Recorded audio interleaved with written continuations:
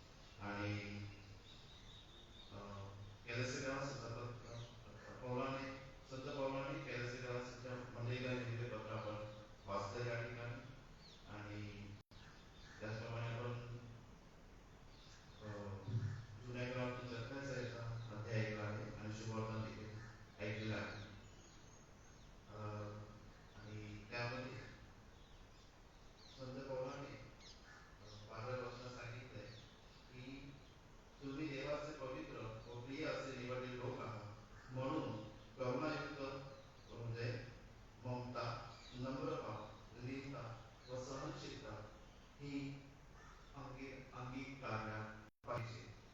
एकमेकांचे सहन करा. या ठिकाणी संत पाऊल आपल्याला सांगत आहे, मंडेला सांगत आहे, कॅरसिराच्या म्हणजे तेही आपल्यासाठीच आहे. आणि या वचनाचा उपयोग आपण आपल्या ख्रिस्ती जीवनात करणे योग्य आणि गरजेचं असं आहे. आपण बघता बघता 2020 हे वर्ष निघून गेलं आपल्याला दिसून येतं आणि जगातील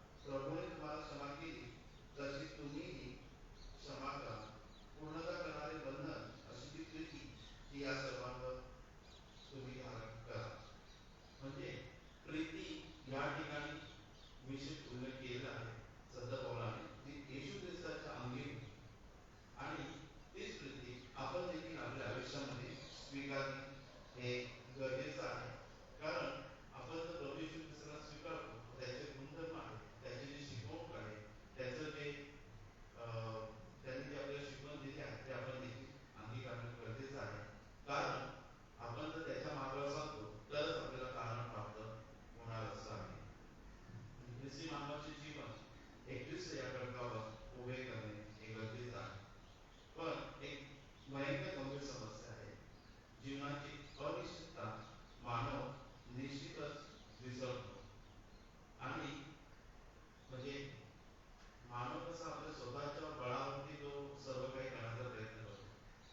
निश्चित जरी असलो आपण, पण आपण एखाद्या ठिकाणी गेलो तर आपण आपला जो अहंकारपणा असतो आपण तो राखण्याचा प्रयत्न करतो.